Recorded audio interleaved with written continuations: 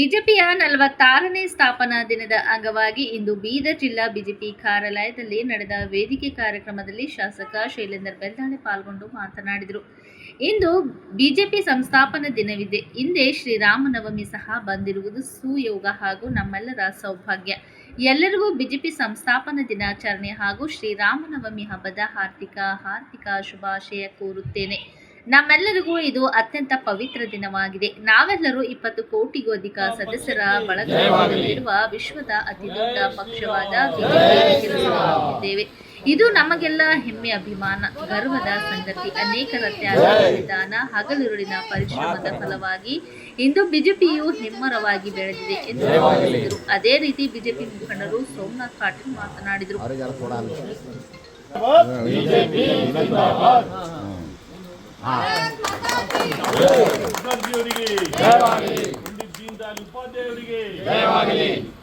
ಭಾರತೀಯ ಜನತಾ ಪಾರ್ಟಿ ಜಯವಾಗಲಿ. ಭಾರತೀಯ ಜನತಾ ಪಾರ್ಟಿ ಸಂಸ್ಥಾಪನಾ ದಿನಕ್ಕೆ ಜಯವಾಗಲಿ. ಭಾರತ್ ಮಾತಾ ಕಿ ಜೈ. ಭಾರತೀಯ ಜನತಾ ಪಕ್ಷಕ್ಕೆ ಜಯವಾಗಲಿ. ಜೈ ಶ್ರೀರಾಮ್. ಜೈ ಶ್ರೀರಾಮ್. बोलो भारत माता की पक्षಕ್ಕೆ ಜಯವಾಗಲಿ. बोलो भारत माता की जय. भारतीय जनता पक्षಕ್ಕೆ ಜಯವಾಗಲಿ. भारतीय जनता पक्षಕ್ಕೆ ಜಯವಾಗಲಿ.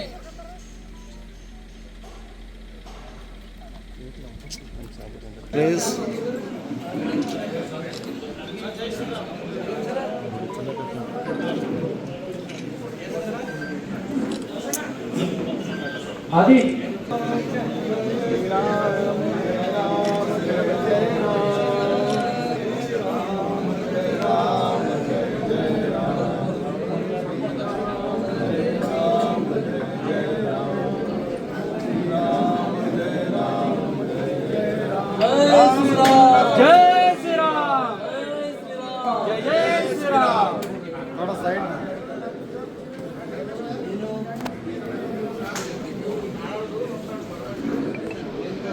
ದಿವಸ ಬರೋದಂದ್ರೆ ಕಷ್ಟ ಆಗ್ತದ.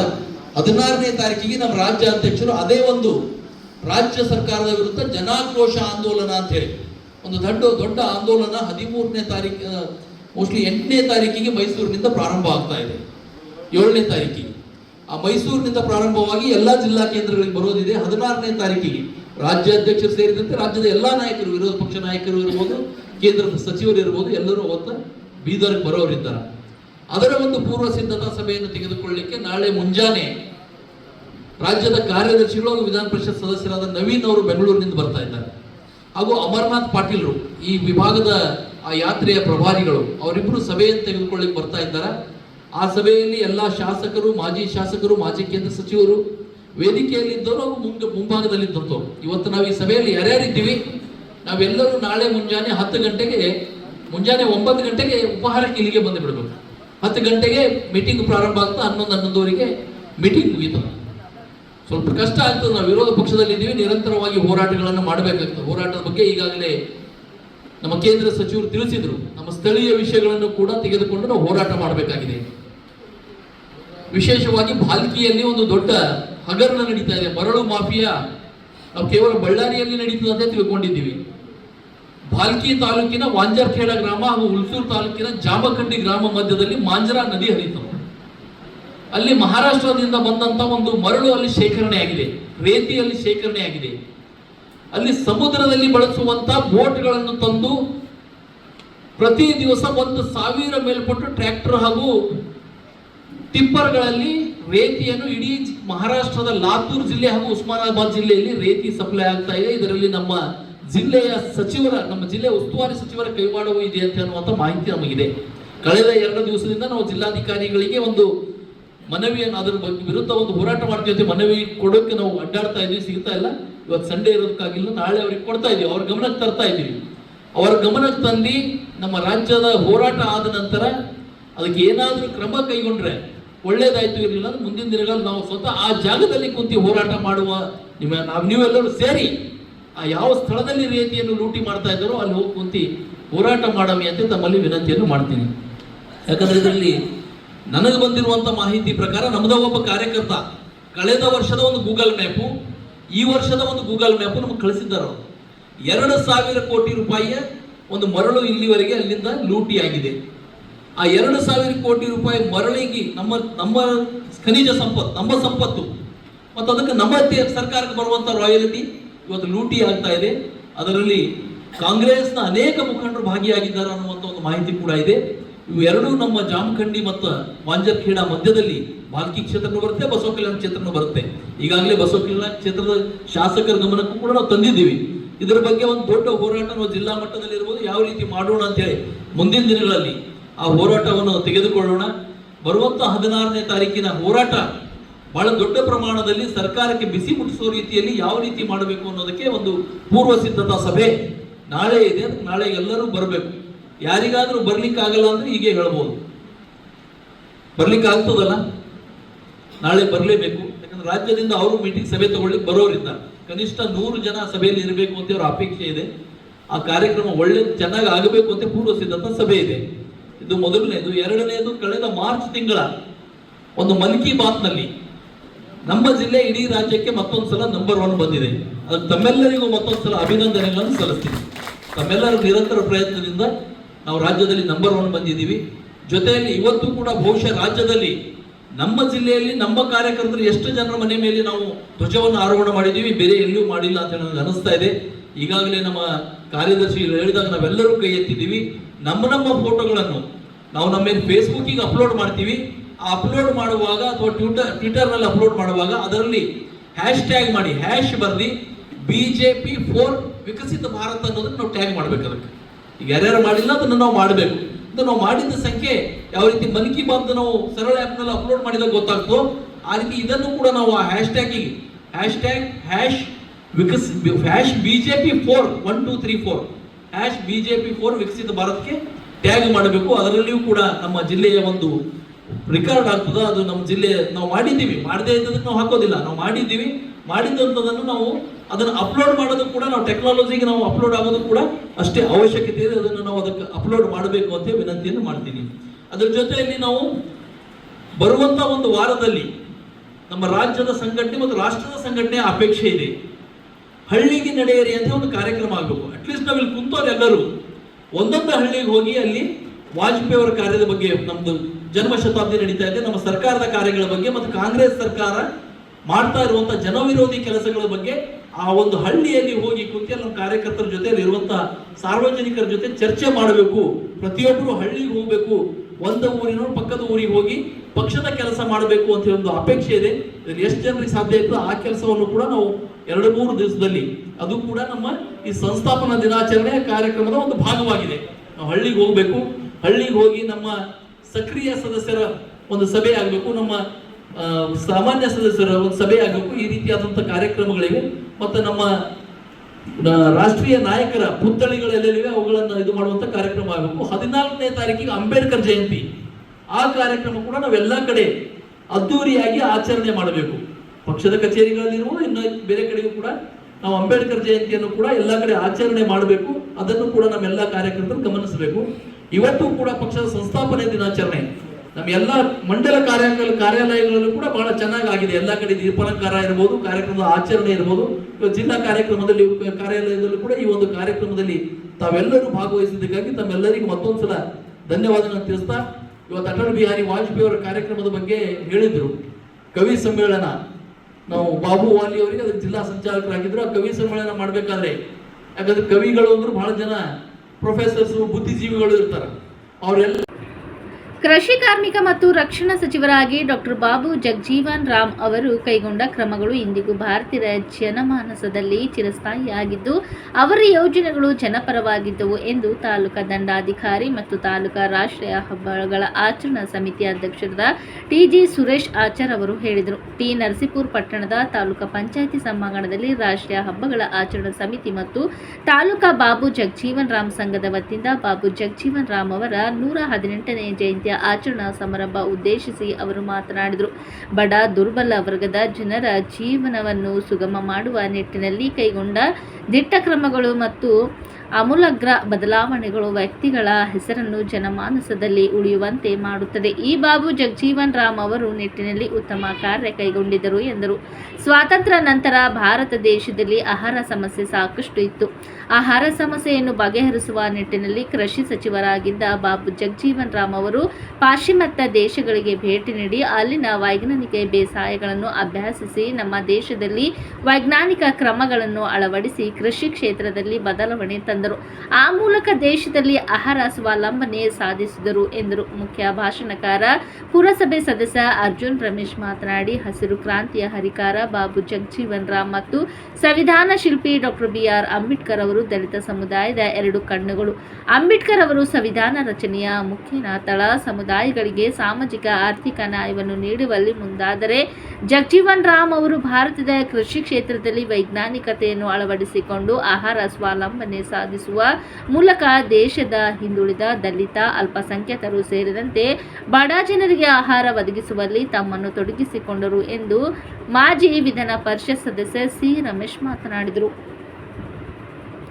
ಮತ್ತು ಮಾನ್ಯ ಜಿಲ್ಲಾ ಉಸ್ತುವಾರಿ ಸಚಿವರಿಗೆ ಈ ವೇದಿಕೆ ಮುಖಾಂತರ ಮನವಿ ಮಾಡ್ಕತೀನಿ. ಸರ್, ನಮ್ದು ಒಂದು ಕೂಗಿದೆ. ಬಾಬು ಜಗಜೀವನ್ ರಾಮ್ ದಿನಾಚರಣೆ ಏನು ಇವತ್ತು ನಾವು ಆಚರಣೆ ಮಾಡ್ತೀವೋ ಆ ದಿನನ ಸರ್ಕಾರಿ ರಜೆ ಘೋಷಣೆ ಮಾಡಬೇಕು ಅನ್ನೋದು ನಮ್ ಕೂಗಿದೆ. ಈ ವೇದಿಕೆ ಮುಖಾಂತರ ನಾನು ನಿಮ್ಗೆ ಅದನ್ನ ಒತ್ತಾಯ ಮಾಡ್ತಾ ಇದ್ದೀನಿ. ಆದಷ್ಟು ಬೇಗ ನೀವು ಆ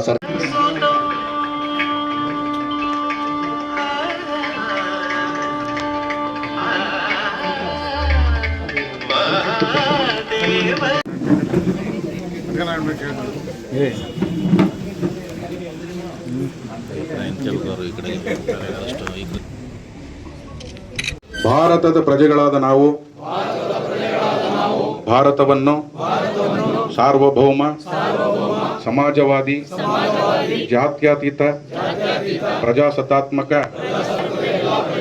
ಸಾಮಾಜಿಕ ಆರ್ಥಿಕ ಮತ್ತು ರಾಜಕೀಯ ನ್ಯಾಯವನ್ನು ವಿಚಾರ ಅಭಿವ್ಯಕ್ತಿ ನಂಬಿಕೆ ಧರ್ಮ ಮತ್ತು ಉಪಾಸನೆಯ ಅವಕಾಶಗಳ ಸಮತೆಯನ್ನು ದೊರೆಯುವಂತೆ ಮಾಡುವುದಕ್ಕಾಗಿ ವ್ಯಕ್ತಿ ಗೌರವ ದೇಶದ ಏಕತೆ ಅಂತ ಏನಿದೆ ಅದನ್ನ ಪೂರ್ತಿ ಮಾಡಿದಂತ ಕೇಂದ್ರದ ಅತ್ಯಂತ ಹಿರಿಯ ಸಚಿವರಾಗಿದ್ದವರು ಬಾಬು ಜಗಜೀವನ್ ರಾಮ್. ಲೇಬರ್ ಡಿಪಾರ್ಟ್ಮೆಂಟ್ ಇರ್ಬೋದು, ರೈಲ್ವೆ ಇರ್ಬೋದು, ಡಿಫೆನ್ಸ್ ಮಿನಿಸ್ಟರ್ ಕೂಡ ಆಗಿದ್ರು ಅವರು. ಪಾಕಿಸ್ತಾನದಲ್ಲಿ ಒಂದ್ಸಲ ಅವರು ಏನು ಬಂದಿರೋ ದಂಡೆತ್ತಿಲಿಗೆ ಅವ್ರಿಗೆ ನಲ್ಲಿ ಮುಳ್ಳೆ ಮುರಿಯೋ ರೀತಿ ಅವ್ರನ್ನ ಒದ್ದು ಆಚಿಕೊಡಿಸಿದ ಕೀರ್ತಿ ಬಾಬು ಜಗಜೀವನ್ ರಾಮ್ ಬಂದಿದ್ದು. ಹಸಿರು ಕ್ರಾಂತಿಯ ಹರಿಕಾರ ಯಾವುದೇ ಸಂಸ್ಥೆಗಳು ಕೊಟ್ಟಂತಹ ಇದಲ್ಲ, ಅದು ಗಿಫ್ಟ್ ಅಲ್ಲ. ಅದು ಈ ರಾಜ್ಯ ಆಹಾರ ಇಲಾಖೆಯಲ್ಲಿ, ವ್ಯವಸಾಯ ಇಲಾಖೆಯಲ್ಲಿ ಭಾರತ ದೇಶ ಸ್ವಾವಲಂಬಿ ಆಗ್ಬೇಕಾದ್ರೆ ಅದಕ್ಕೆ ಪ್ರಮುಖ ಕಾರಣ ಬಾಬು ಜಗಜೀವನ್ ರಾಮ್ಜಿಯವರು. ಜಗಜೀವನ್ ರಾಮ್ಜಿಯವರು ಮತ್ತು ಬಾಬಾ ಸಾಹೇಬ್ ಅಂಬೇಡ್ಕರ್ ಅವರಿಬ್ಬರು ಈ ದೇಶದಲ್ಲಿ ಪ್ರಧಾನಮಂತ್ರಿ ಆಗ್ಲಿಕ್ಕೆ ಆಗ್ಲಿಲ್ಲ ಅಂದ್ರೆ ಬಹುಶಃ ನಮ್ಮ ದೇಶದ ರಾಜಕೀಯ ವ್ಯವಸ್ಥೆ ನಾವೆಲ್ಲರೂ ತಲೆ ತಗ್ಗಿಸ್ಬೇಕು ಅನ್ನೋ ಮಾತನ್ನ ಈ ಸಂದರ್ಭದಲ್ಲಿ ಹೇಳ್ತಾರೆ. ರಾಜ್ಯಾಂಗ ಏನಿದೆ ಈ ರಾಷ್ಟ್ರದಲ್ಲಿ, ಪ್ರಪಂಚದ ಸುಮಾರು 300ರಷ್ಟು ದೇಶಗಳಿರ್ತಕ್ಕಂಥದ್ರಲ್ಲಿ ಪ್ರಪಂಚದಲ್ಲಿ ಪ್ರಜಾಪ್ರಭುತ್ವ ಇರ್ತಕ್ಕಂಥ ಯಾವುದೇ ದೇಶದಲ್ಲಿ ಇಂಥ ರಾಜ್ಯಾಂಗ ಇರಲಿಲ್ಲ, ಇವತ್ತಿಗೂ ಇಲ್ಲ. All countries we are come forwarded. ಯಾರು ಮುಂದೆ ಬಂದಿರೋ ಅವರೆಲ್ಲರೂ ಕೂಡ ಅಂಬೇಡ್ಕರ್ ಅವರ ಮತ್ತು ಅವ್ರು ಬರೆದಿರ್ತಕ್ಕಂಥ ರಾಜ್ಯಾಂಗವನ್ನ ಎಲ್ಲರೂ ಮುಕ್ತ ಕಂಠದಿಂದ ಹೊಗಳ್ತಿದ್ದಾರೆ. ದಲಿತ ಸಮಾಜದಲ್ಲಿ ಹುಟ್ಟಿ ಅಂತ ಒಂದು ರಾಜ್ಯಾಂಗವನ್ನು ಬರೆದವರು ಪ್ರಧಾನಮಂತ್ರಿ ಆಗಕ್ಕಾಗಲಿಲ್ಲ. ಮತ್ತು ಬಾಬು ಜಗಜೀವನ್ ರಾಮ್ ಅವರು, ನಾನು ಯಾಕೆ ಹೇಳ್ತೀನಿ ಅಂದರೆ, ನಾನು ಯಾವುದೇ ಜಾತಿಗೆ ವಿರೋಧದಲ್ಲಿ ಎಲ್ಲ ಜಾತಿಯವರು ಸೇರಿ 2 ಜಿಲ್ಲೆಯಿಂದ ನನ್ನ ಕೂಡ ವಿಧಾನ ಪರಿಷತ್ತಿನ ಸದಸ್ಯರು ಮಾಡಿದ್ದಾರೆ. ಅದರಲ್ಲಿ ನನ್ನ ಸಮಾಜದವರೇ ಸ್ವಲ್ಪ ಕಮ್ಮಿ ಓಟ್ ಹಾಕಿರ್ಬೋದು, ಮಿಕ್ಕ ಎಲ್ಲ ಮೇಜರ್ ಕಮ್ಯುನಿಟಿಯವರು ಕೂಡ ನಂಗೆ ಓಟ್ ಹಾಕಿ ಅವರು ಬಾಲ್ಯದಿಂದಲೂ ಕೂಡ ಹೋರಾಟಗಾರರಾಗಿ ಈ ರಾಷ್ಟ್ರಕ್ಕೆ ತಮ್ಮನ್ನು ಅರ್ಪಿಸಿಕೊಂಡಿದ್ದಾರೆ. ಆ ಕಾರಣಕ್ಕಾಗಿ ಬಾಬು ಜಗಜೀವನ್ ರಾಮ್ರವರನ್ನು ಯಾವ ಸಂದರ್ಭದಲ್ಲಿ ನಾವು ನೆನ್ಕೋಬೇಕು ಅಂದರೆ, ಅವರು ಈ ದೇಶಕ್ಕೆ ಸ್ವತಂತ್ರ ಬಂದಂದಿನಿಂದ ಸಾಮಾನ್ಯವಾಗಿ ರಾಜೀವ್ ಗಾಂಧಿ ಅವರ ಮಂತ್ರಿಮಂಡಲದವರೆಗೂ ಸುದೀರ್ಘವಾಗಿ ಮಂತ್ರಿಗಳಾಗಿ ಹಲವಾರು ಖಾತೆಗಳಲ್ಲಿ ಅವರ ಪ್ರತಿಭೆಯನ್ನು ತೊಡಗಿಸಿ ಈ ಒಂದು ದೇಶದ ಅಭಿವೃದ್ಧಿಗಾಗಿ ದುಡಿದಿರ್ತಕ್ಕಂಥ ಮಹಾಚೇತನ ಬಾಬು ಜಗಜೀವನ್ ರಾಮ್ ಸೇರಕ್ಕೆ ಕಾರಣ ಅವರಿಗೆ ಆದಂತ ಅನ್ಯಾಯ ಮತ್ತು ನೋವುಗಳು. ಕೊನೆಯವರೆಗೂ ಅಷ್ಟು ಹೋರಾಟ ಮಾಡಿ ಅಷ್ಟು ಹೋರಾಟ ಬಹುಶಃ ಇನ್ಯಾರು ಕೂಡ ಮುಂದಿನ ಯಾವುದೇ ಪೀಳಿಗೆಗಳು ಕೂಡ ಇವತ್ತಿಗೂ ಎಷ್ಟೋ ಜನ ನಾವು ಆಧುನಿಕ ಅಂಬೇಡ್ಕರ್ ಅಂತ ಹೇಳ್ಕೊತಾರೆ. ನಾನು ಇವತ್ತು ನೇರವಾಗಿ ಒಂದು ಮಾತು ಹೇಳ್ತೀನಿ, ಅಂಬೇಡ್ಕರ್ ಹಾಗೂ ಜಗಜೀವನ್ ರಾಮ್ ಅವರ ಕಾಲ್ ದೂರಗೂ ಕೂಡ ನಾವು ಯಾವತ್ತೂ ಸಮನ್ರಾಗಕ್ಕೆ ಸಾಧ್ಯ ಇಲ್ಲ ಅನ್ನೋ ಮಾತನ್ನು ಕೂಡ ನಾನು ಇವತ್ತು ಬೇರೆ ವಿಚಾರಗಳಿಗೆ ಅವ್ರಿಗೆ ವೇದಿಕೆ ಮುಖಾಂತರ ಹೇಳ್ತೀನಿ. ದಯಮಾಡಿ ಅವರ ವಿಚಾರಗಳನ್ನ ನಾವು ಭವಿಷ್ಯಕ್ಕೆ ಅವ್ರ ಹೆಸರುಗಳನ್ನ ಬಳಸ್ಕೋಬೇಕು ಹೊರತು ನಮ್ಮ ಹೊಟ್ಟೆ ತುಂಬಿಸ್ಕೊಳ್ಳಕ್ಕೆ ನಾವು ಯಾವತ್ತೂ ಅವ್ರ ಹೆಸರುಗಳನ್ನ ಬಳಸ್ಕೋಬಾರ್ದು ಅನ್ನೋ ಮಾತನ್ನು ಕೂಡ ನಾನು ಈ ಸಂದರ್ಭದಲ್ಲಿ ಹೇಳ್ತೀನಿ. ಜಗಜೀವನ್ ರಾಮ್ ಅವ್ರ ಹೆಸರನ್ನ ಇವತ್ತಿಗೂ ಕೂಡ ರೈಲ್ವೆ ರಕ್ಷಣಾ ಬಿಟ್ಟು ಕೊಡ್ತಿದ್ರು. ಅದ ತಿನ್ನಿಕೆ ಆಯ್ತಾರಲ್ಲ, ಸುಳ್ಳ್ಯಾಕೆ ಹೇಳೋದು ಅಂದ್ರೆ ಈ ದೇಶದಲ್ಲಿ 78% ರೈತರಿದ್ರು ಸಹ, ಆ ಅಗಾಧವಾದಂತ ಭೂಮಿ ಇದ್ರು ಸಹ ಬೆಳೆಗಳು ಮಾತ್ರ ಕುಂಠಿತವಾಗ್ತಿತ್ತು, ತಿನ್ಲಿಕ್ಕೆ ಅನ್ನ ಇರಲಿಲ್ಲ. ಜಗಜೀವನ್ ರಾಮ್ ಅವರು ಹಸಿರು ಕ್ರಾಂತಿಯ ತರಲಿಕ್ಕಾಗಿ ಇವತ್ತು ಸಣ್ಣಕ್ಕಿಯನ್ನ ಉಣ್ತಾ ಇದೀವಿ ನಾವು. ಇವ್ರ ಜೊತೆಗೆ ಮಾಜಿ ಪ್ರಧಾನಿ ಚೌಧರಿ ಚರಣ್ ಸಿಂಗ್ ಅವರು ಪ್ರಧಾನಿಯಾಗಿದ್ದಾಗ ಕೃಷಿ ಸಚಿವರಾಗಿ ಕರ್ತವ್ಯ ನಿರ್ವಹಿಸಿದವರು. ಇವರಿಬ್ಬರ ನಾಯಕತ್ವ ಇಡೀ ಸಮಾಜದಲ್ಲಿ ಹಿಂದುಳುಕತ್ತು. ಅದು ನಿಜಕ್ಕೂ ಬೇಸರ ತಂಗಂತ ಸಂಗತಿ. ಯಾಕೆಂದ್ರೆ ಬೇಕಾದಷ್ಟು ಜನ ವಿಜೃಂಭಣೆಯಿಂದ ವಿಜೃಂಭಿಸ್ತಾರೆ, ಹಳ್ಳಿಗಳಲ್ಲಿ ಸಿಟಿಗಳಲ್ಲಿ ಎಲ್ಲ ಕಡೆ ಬ್ಯಾನರ್ ಹಾಕ್ತಾರೆ. ಆದ್ರೆ ಇಂಥ ನಾಯಕರು ಮರೀಚಿಕೆ ಆಗ್ಬಿಟ್ರು. ಇವರು ಮನೆ ಬಾಗಿಲಿನ ಫೋಟೋಗಳಾಗಬೇಕಾಗಿತ್ತು, ರೈತರ ಕೃಷಿ ಭೂಮಿಯಲ್ಲಿ ಬ್ಯಾನರ್ಗಳಾಗ್ಬಿತ್ತು. ಆದ್ರೆ ಎಲ್ಲ ಒಂದ್ ಕಡೆ ಇವರ ನಾಯಕತ್ವದ ಅರಿವು ಗ್ರಾಮೀಣ ಭಾಗದಲ್ಲಿ ಹಿಂದುಳಿದಿದೆ ಅಂತ ನನಗೆ ಅನಿಸ್ತದೆ. ಹಾಗಾಗಿ ಇಂಥ ಕಾರ್ಯಕ್ರಮಗಳು ಹೆಚ್ಚು ನಡೀಬೇಕು. ಎಲ್ಲ ವರ್ಗದ ಜನರು ಕೂಡ ಇಲ್ಲಿ ಬರಬೇಕು. ಒಂದೇ ವರ್ಗದ ಜನರಿಗೆ ಇನ್ವಿಟೇಷನ್ ಕೊಟ್ಕೋದು, ಒಂದೇ ವರ್ಗದವರು ಪಾಠ ಕಳಿಸ್ಕೋದು, ಪಾಠ ಮಾಡೋದಾದ್ರೆ ಇದು ಅಸ್ಪೃಶ್ಯತೆಯ ಮತ್ತೊಂದು. ಕೇರಳದ ಕೊಚ್ಚಿಯಲ್ಲಿರುವ ಖಾಸಗಿ ಮಾರ್ಕೆಟಿಂಗ್ ಸಂಸ್ಥೆಯು ಕಳಪೆ ಪ್ರದರ್ಶನ ನೀಡುವ ಉದ್ಯೋಗಿಗಳನ್ನು ಅಮಾನವೀಯವಾಗಿ ನಡೆಸಿಕೊಂಡಿರುವ ವಿಡಿಯೋವೊಂದು ವೈರಲ್ ಆಗಿದ್ದು ಸಾರ್ವಜನಿಕವಾಗಿ ತೀವ್ರ ಆಕ್ರೋಶಕ್ಕೆ ಕಾರಣವಾಗಿದೆ. ವಿಡಿಯೋದಲ್ಲಿ ಉದ್ಯೋಗಿಯನ್ನು ಸರಪಳಿಯಿಂದ ಕಟ್ಟಿಹಾಕಿದ ನಾಯಿಯಂತೆ ಮೊಣಕಾಲುಗಳ ಮೇಲೆ ತೆವಳುವಂತೆ ಒತ್ತಾಯಿಸುವುದು ಕಾಣಬಹುದು. ಪೊಲೀಸರ ಪ್ರಕಾರ ಮಾಜಿ ಮ್ಯಾನೇಜರ್ ಕಂಪನಿಯ ಮಾಲೀಕರೊಂದಿಗೆ ಜಗಳವಾಡಿದ್ದನು. ಹೊಸ ತರಬೇತಿದಾರರೊಂದಿಗೆ ವಿಡಿಯೋ ಚಿತ್ರೀಕರಿಸಿದನು. ಇದು ತರಬೇತಿಯ ಭಾಗವಾಗಿದೆ ಎಂದು ಹೇಳಿಕೊಂಡನು. ಆದಾಗ್ಯೂ ಪೊಲೀಸರು ಆ ಕ್ಲಿಪ್ ಅನ್ನು ವಂಚನೆಯ ವಿಡಿಯೋ ಎಂದು ಬಣ್ಣಿಸಿದ್ದಾರೆ. ಕುತ್ತಿಗೆಗೆ ಬಾರು ಕಟ್ಟಿಕೊಂಡು ನಾಯಿಯಂತೆ ಮನುಷ್ಯನನ್ನು ತೆವಳುವಂತೆ ಒತ್ತಾಯಿಸುವ ವೈರಲ್ ವಿಡಿಯೋವನ್ನು ಸುಮಾರು 4 ತಿಂಗಳ ಹಿಂದೆ ಚಿತ್ರೀಕರಿಸಲಾಗಿತ್ತು. ಆ ಮ್ಯಾನೇಜರ್ ಈಗ ಕಂಪನಿಯನ್ನು ತೊರೆದಿದ್ದಾರೆ.